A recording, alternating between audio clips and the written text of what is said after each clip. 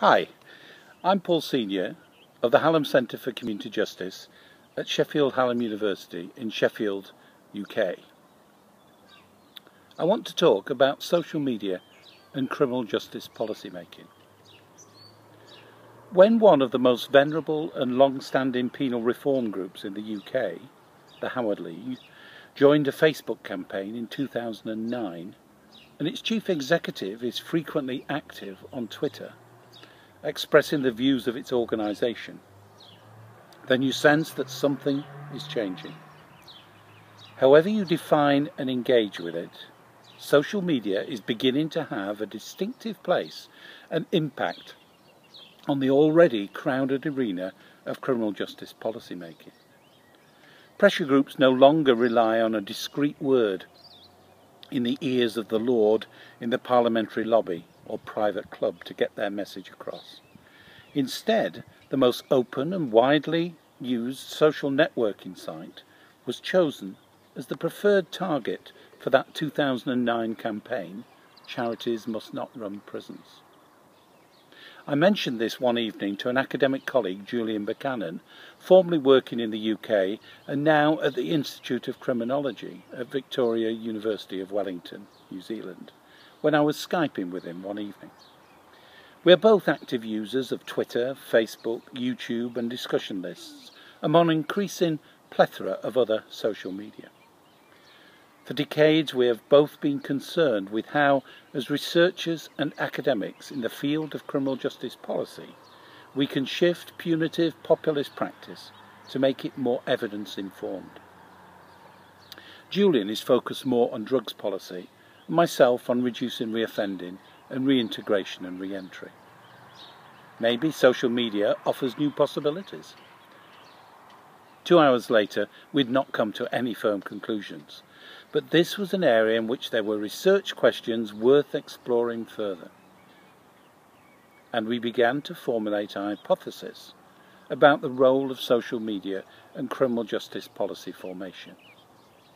We could both cite recent experiences where a policy issue had been highlighted on Twitter and had resulted in an active and wide-ranging debate. We also noted the debate involved a range of people distinguished by their Twitter name only, but otherwise their professional status and standing were irrelevant to the debate. Their comments seemed to be received, assessed, dissected and challenged in equal measure according to the merits of what they said, rather than their acquired status elsewhere. We reflected that Twitter seemed to offer a more open, equitable and transparent environment for exchanging ideas, and its immediacy and accessibility seemed to translate into people's wider practices and what they might do to follow this through. Wherever in the world people sat when contributed also seemed irrelevant. The challenging question was being posed: was social media having a distinct and meaningful influence on crime policy change and implementation in the real world? I had become engaged in what I would now term first-generation social media some 10 years ago when I launched an information exchange website, the Community Justice Portal. This was launched by the then New Labour Minister for Prisons and Probation in the UK, Hilary Benn MP, in 2002. We wanted to create a virtual space where practitioners, policymakers, researchers, academics, service users and other stakeholders across the criminal justice arena could both receive information, share knowledge, debate solution and as a result have an impact upon crime policy development. Dashing our overblown hopes and expectations, the portal was slow to develop. We discovered that although academics had computers on their desks and routinely used email and other developing forms of electronic communication, the field of criminal justice lagged far behind. If you worked in the police, the probation service, in the prison service, in the voluntary and independent sectors, let alone if you were a service user, it was very difficult during the working day to access the internet and thus the portal. Also significant, even when people could access the internet by use of personal computers, participation in discussions and debate was somewhat parsimonious and insubstantial. Elsewhere, discussion lists such as listserv and Gmail were developing some communities of practice. But the receipt of the daily digests via emails on your computer gave only a limited chance to its members to engage in debates. Chat rooms too were in their infancy, offering synchronous engagement but more social than intellectual in content. The internet was still learning how to use its potential reach and power to engage people in debate. One particularly difficult and salutary experience was the portal's attempt to engage with conference organisers to run post-conference e-learning debates on the portal. Despite the fact that this offered the opportunity for people to continue discussion and debate begun often fleetingly at conferences, and for others to join in that debate to take forward the knowledge and learning gained, organisers were reluctant to engage in this enterprise. Early attempts at e-conferences and e-consultation suffered a similar fate.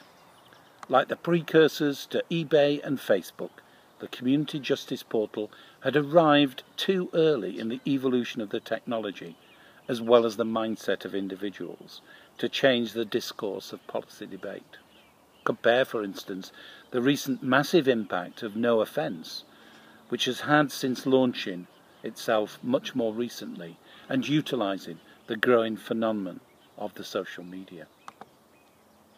So, as the second generation followed on quickly, new technologies, notably the developing capability of the phone and tablets, began to link the various avenues of social media to create a more dynamic and instant interface. The interactive and growing diversity of the technological architecture was still in its infancy. But when we look now, for instance, at a set of Twitter feeds, we see links to events, newspaper articles, reports, journal articles, blogs, YouTube feeds and podcasts, and the latest somewhat controversial development of live tweeting from conferences, plus the spontaneous debate which follows the posting of such messages. Clearly, debates begun in one forum can be continued, enhanced and developed across a whole range of different social media, suiting the seemingly just-in-time learning styles of modern practitioners, policymakers, managers, researchers, service users, commentators and academics. Knowledge is being managed, dissected and debated in a whole new set of e-environments, which we postulate may revolutionise how criminal justice policy is formulated, managed and implemented. Academics are often challenged as to how far their research is effectively disseminated and what impact it has in the real world of criminal justice policy and practice. Impact factors are often measured in traditional terms by reference to expensive, high-status journal articles, accessible to only a minority. Whether this mode of communication really impacts on real-world practice is increasingly being questioned, and open access publishing is another challenge to the elitism that accompanies dominant perspectives on academic policy impact. Even reports, professional journals and conference presentations are not readily accessible to the grassroots worker or indeed the service user, both of whom can feel effectively marginalised and excluded. We've already noted in our own observations a growing number of academics are beginning to tweak their findings to challenge and inform crime policy through the eclectic and multifaceted world of social media. We believe that social media has the power to democratise debate and to create communities of practice configured on a global scale, where policy change may be examined in a more immediate, wide-ranging and egalitarian discourse grounded in the reality of everyday practice. Social media is much more immediate than the researcher or policymaker could ever envisage when writing up their work or developing their policy blueprints in the confines of their own offices, or when seeking recognition via a high-impact journal or expensive and somewhat exclusive conference.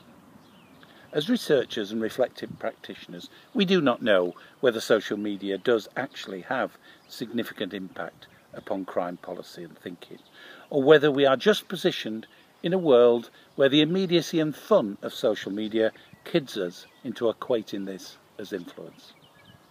It is worth examining further, so we have formulated the following hypothesis. Social media offers criminal justice stakeholders an open, equitable and transparent way to extend avenues of communication globally, potentially increasing accessibility and impact. It has enabled novel and distinctive pathways for criminal justice policy exchange, evolution and implementation through the construction of an extensive e-architecture, enabling new forms of dissemination, communication, policy networks, policy developments and debate. This has the potential to democratise and widen access to influence crime policy. If this hypothesis has any purchase on a new reality and dimension of criminal justice policy making, and is not just a frivolous diversion from the narrower, more traditional forms of policy formulation, then it potentially offers those interested in criminal justice change an exciting and novel way to influence the future.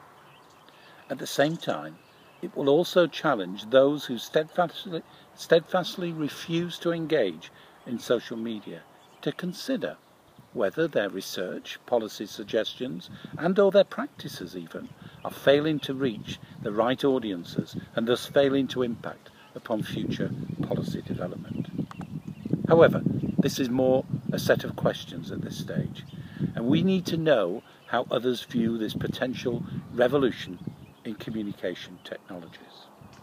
Accordingly, Julian and I, to examine these issues more systematically with others who have criminal justice connections and interests across the globe, have prepared a short questionnaire that we would invite you to participate in, and please do circulate to others. It is a short survey that will take no more than 15 minutes and will provide a picture of social media usage, its perceived benefits, pitfalls and issues, and its potential for influencing crime policy formulation. We would invite you not only to participate, but encourage you to send a link either to the blog or to the survey or any of the links, such as our Facebook page, which is below this YouTube video. Please send this to any colleagues who are engaged in the field of criminal justice. We would be happy for those to participate who are not frequent users of social media, as well as those for whom it has become something of a daily addiction, as it is for ourselves. We intend to leave the survey open till the end of November, to be available on Facebook, on Twitter and through email, and to give time for people to see and participate in the survey, and it to permeate as wide a group of people as possible, wherever in the world criminal justice policy and debate is being discussed. The findings will be disseminated widely through social media and more formal publications once they are available early in the new year. I hope you will feel able to participate, and we look forward to hearing your views. From Julian and myself, here in the delightful Waikanae Valley in New Zealand, I say goodbye. Thank you.